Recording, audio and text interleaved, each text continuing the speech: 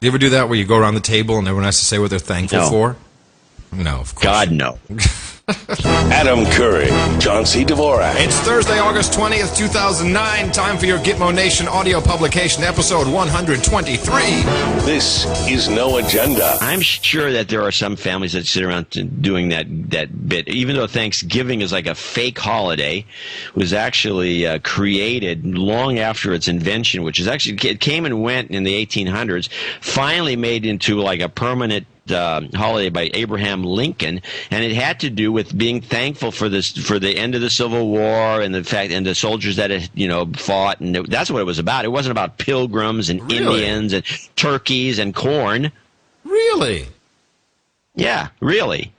And so then you find it somewhere morphed into this bogus holiday about pilgrims and Indians and corn. And then you can find references to these little potlucks that they apparently had back when, that people that try to sell on the holiday. Oh, no, it's about that. It's not about technically Thanksgiving, which was put into play by Abraham Lincoln, and it had to do with thanking us for the end of the war and then the soldiers who sacrificed themselves. It had nothing to do with pilgrims and Indians, and meanwhile the kids in school are propagandized about this fake holiday. It's unbelievable to me. Well, hold on a It's second. a pet peeve. Hold on. Well, wait a minute. You caught me off guard there. Here we go. According to Wikipedia, which of course is the Bible, Thanksgiving Day is a harvest festival. Traditionally, it is time to give thanks for the harvest and express gratitude in general. It is a holiday celebrated primarily in Canada and the United States. While perhaps religious in origin, Thanksgiving is now primarily identified as a secular holiday. How come Lies. Wikipedia disagrees with you, John? Lies. They don't do a little history. Have a historian go in there and fix that piece of crap. Well, maybe you should go in and fix that piece of crap. I don't have you. I just did. Though the earliest attested Thanksgiving celebration was on September 8th, 1565 in what is now St. Augustine, Florida, the traditional first Thanksgiving is venerated as having occurred at the site of Plymouth Plantation in 1621. Yeah, right. So you're saying that this was Abraham Lincoln, huh? Yep. That's fascinating. There's a very good history. Actually, I think if you go to Dvorak.org/blog, I think we have the outline of the history of Thanksgiving. I'll go dig it up and repost it. I usually post it every year in November. My kids are aware of it, and they argue with their teachers in school, of course, now which gets them into nothing but trouble. Yeah.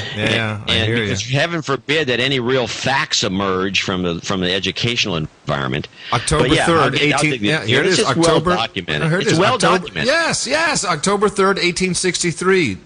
President Abraham Lincoln says, a proclamation. This is here it is. The proclamation which set the precedent for America's National Day of Thanksgiving. During his administration, President Lincoln issued many orders like this. And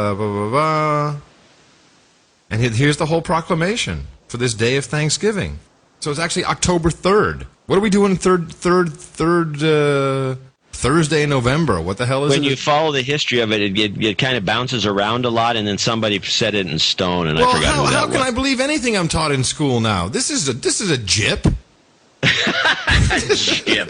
John C. Dvorak's pet peeve of the day. Well, now I'm not going to celebrate anymore because I'm not thankful. Yeah, well, there you have it. With this Now that jip. corn, that's why I'm sorry. I get set up this cornball idea that I'm going to sit around the table with a bunch of relatives I probably don't like and tell them what I'm thankful for. They can go look it up. Wait, I have to play it again.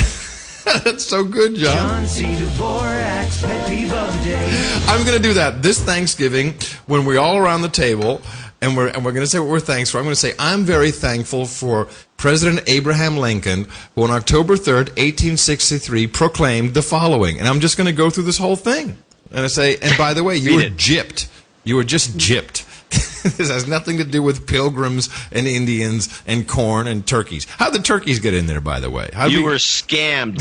How do you think they got in there? Some poultry guy dreamed that one up. He says, what are we going to do with these damn birds? These things are like huge. They're impossible. Nobody wants to eat them every day. Well, I got an idea. Hey, let's add them onto that Thanksgiving Day. I like Well, we're it. talking about turkeys. I might as well mention this then, which is that people out there who, the problem with turkey is like it's been bred to be these huge-breasted things that can't even stand up without breaking their legs, and then they, get butchered and sent out and for the one day out of the wait a year. minute. that After the president pardons one of them, that's my Yeah, after the favorite. president That's my pardons one. favorite. You get pardoned, dude.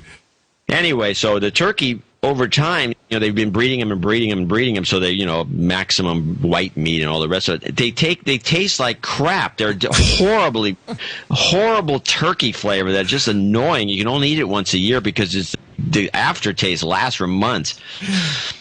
So we always get heirloom, which I'm sure they're trying to kill off, heirloom turkeys from various growers, and you can get some of these classic turkeys that were actually the turkeys they were eating in the 1800s. in 1863, sure. And I'll tell you, they taste like pheasant. They're delicious. Well, the first time I had one, I went, "Holy crap! This tastes a lot more like pheasant than it tastes like turkey." It had very little of that horrible turkey taste. It was just a fantastic product. It was just a great bird. I mean, obviously there was a more natural bird without these giant breasts, and it was, it had more meat than a goose, but it wasn't one of these commercial horrible tasting things. You said bird with giant breast. Anyway, that's my turkey story. Adam Curry, John C. Dvorak. This is No Agenda.